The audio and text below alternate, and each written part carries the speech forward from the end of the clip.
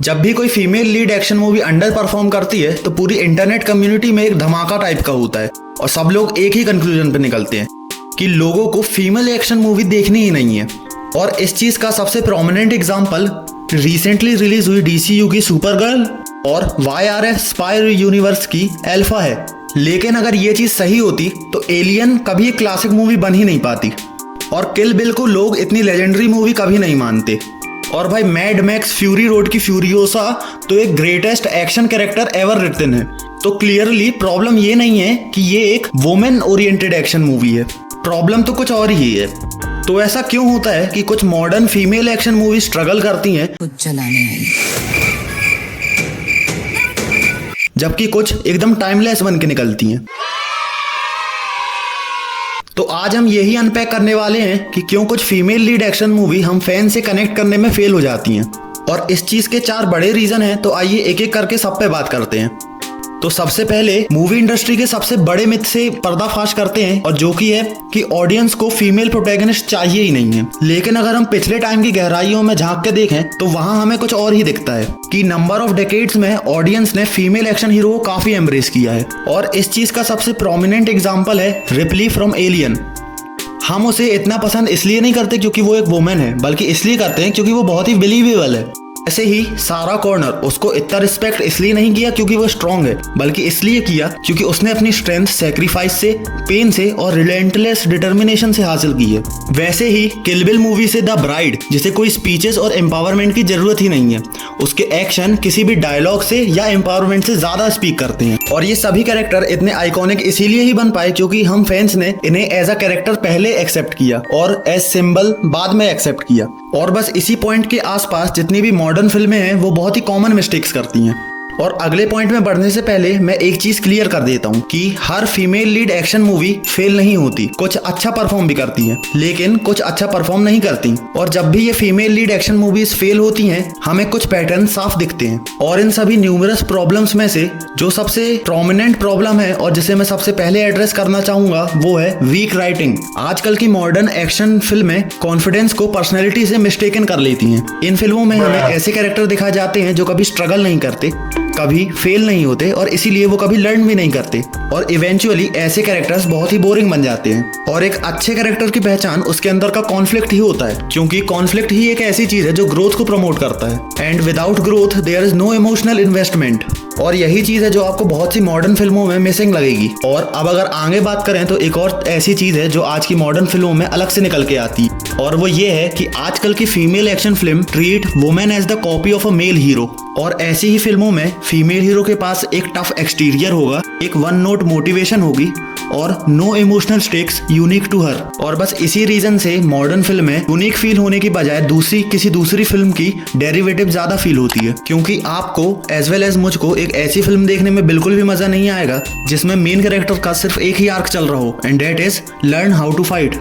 क्योंकि एक main character का आर्क बहुत सी चीजें इंक्लूड करता है, जैसे clear interior life, personal stakes, relationships, moral conflicts और बिलीवेबल ग्रोथ। और अगर उसके आर्क में ये सब चीजें ना हो तो वो कैरेक्टर बहुत ही हॉलो फील होता है और उस कैरेक्टर के थ्रू कोई भी एक्शन बहुत ही अनजस्टिफाइड फील होता है।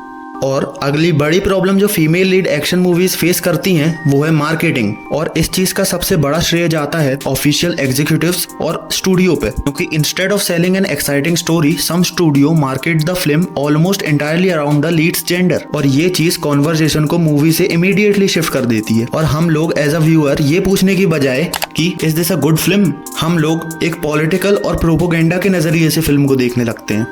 और ये सब चीजें बहुत ही आसानी से ठीक की जा सकती है अगर मार्केटिंग की कोर अपील मूवी हो, नहीं तो मूवी का स्टार सिर्फ एक स्लोगन बन के रह जाता है। स्टूडियोज को ऐसी मार्केटिंग स्ट्रेटेजीज को अवॉइड करना चाहिए जो वुमेन पावर को एज अ गिमिक शो करती हैं। और इसी पॉइंट को अगर आगे लेके चलें तो अगली प्रॉब्लम जो female lead action movies face करती हैं वो है लोअर बजट। और इस चीज का मेन रीजन ये है कि स्टूडियोज फीमेल एक्शन मूवी को बजट वर्दी समझते ही नहीं, वो उन्हें एक नीश टॉपिक की तरह ट्रीट करते हैं। और ये चीज मूवी के बॉक्स ऑफिस पोटेंशियल को ऑडियंसेस के देखने से पहले ही सैबोटाज कर देती है। और ट्रेड रिपोर्टिंग के पैटर्न्स ये शो करते हैं कि जब भी इस टाइप की मूवी रिलीज होती है तो या तो उन्हें थिएट्रिकल सपोर्ट कम मिलता है और या तो उन्हें किसी ब्लॉकबस्टर मूवी के अगेंस्ट कम्पीट करना पड़ता है। और जब ऐसी फिल्म अंडर परफॉर्म करती हैं तो एग्जीक्यूटिव्स उसे लैक ऑफ इंटरेस्ट समझ लेते हैं और जो चीज उनके बायसेस को और भी ज्यादा कंफर्म कर देती है। और ऑडियंस के पर्सपेक्टिव से इसका एक ये भी रीजन है कि lower budgets lead to fewer set pieces and which eventually leads to lower perceived value. और अब अगर इन सब ऊपरी चीजों को अलग करें तो एक बहुत ही अनकंफर्टेबल ट्रुथ सामने निकल के आता है जो कि इन मूवीज की ग्रोथ के लिए एक काफी मेजर प्रॉब्लम है। और वो अनकंफर्टेबल ट्रुथ ये है कि ऑडियंस भी डबल स्टैंडर्ड है। और इस पॉइंट को समझने के लिए आपको ये बात पहले समझनी पड़ेगी कि जब भी एक फीमेल लीड एक्शन मूवी निकलती है तो उसे हार्शर क्रिटिसिज्म फेस करना पड़ता है in comparison to a male lead action movie, क्योंकि a mediocre action movie starring a man is usually just called mediocre, whereas on the other hand a mediocre female lead action movie sometimes become evidence that female action heroes don't work and that is an unfair double standard। कोई भी एक bad super hero movie देख के ये conclude नहीं करता कि super hero movies ही bad होती हैं and man can not lead super hero films, लेकिन एक unsuccessful female action movie often debates का हिस्सा बन जाती हैं, आई मीन डिबेट्स का टॉपिक बन जाती हैं। और इस चीज का एक रीजन ये भी है कि जितने भी ऑफिशियल एग्जीक्यूटिव्स हैं वो ऑडियंस के क्रिटिसिज्म को फ्रेम करते हैं एज सेक्सिज्म। जब भी कोई फीमेल एक्शन मूवी अपनी बैड क्वालिटी की वजह से नहीं चलती तो ऑफिशियल एग्जीक्यूटिव्स खुद को डिफेंड करते हैं क्रिटिसिज्म को सेक्सिज्म की तरह फ्रेम करके। और इन सब चीजों के अलावा एक मेन क्वालिटी जो आजकल की मॉडर्न मूवीज लैक करती हैं वो है गुड राइटिंग, क्योंकि जितने भी ग्रेटेस्ट एक्शन हीरोज हैं रिगार्डलेस ऑफ देयर जेंडर वो सेम क्वालिटीज को शेयर करते हैं। सभी हीरोज फेल होते हैं, स्ट्रगल करते हैं, लेकिन फिर अडॉप्ट भी करते हैं। और इस चीज के तो बहुत ही प्रोमिनेंट एग्जांपल्स हैं, जैसे जॉन विक, उसे हर मेजर फाइट में कितना ज्यादा स्ट्रगल करना पड़ता है। जैसे बैटमैन, वो अपनी हर दूसरी फाइट में ऑलमोस्ट मरते मरते बचता है। और स्पाइडरमैन, और इसके बारे में एक्सप्लेन करने की तो मुझे जरूरत भी नहीं है कि ये कितना सफर करता है। और यही सेम क्वालिटीज जो अभी मैंने आपको बताई आपको फ्यूरियोसा में मिलेगी, जिसे लोग काफी वेल रिटेन्ड कैरेक्टर कंसीडर करते हैं, क्योंकि ये सभी अच्छी एक्शन मूवीज एक चीज क्लियर कर देती हैं कि strength without vulnerability is not inspiring, it's boring. और ऑडियंस कभी परफेक्शन से कनेक्ट नहीं करती, वो कनेक्ट हमेशा ह्यूमैनिटी से करती है। Because action heroes do not ask for respect, they earn it, whether they are a man or a women. That is why इतने डिकेड्स के बाद भी लोगों को रिप्ली अभी तक याद है, and that is not because she was powerful, but because we watched her become powerful। तो इतना सब के बावजूद भी एक क्वेश्चन अभी भी स्टैंड करता है, and that is do female action movie fail?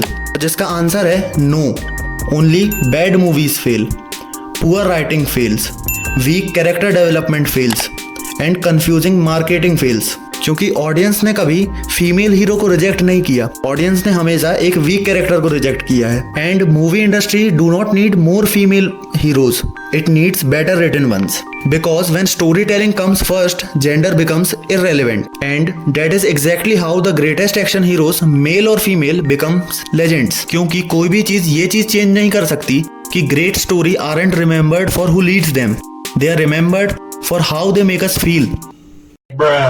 Never gonna give you up, never gonna let you down.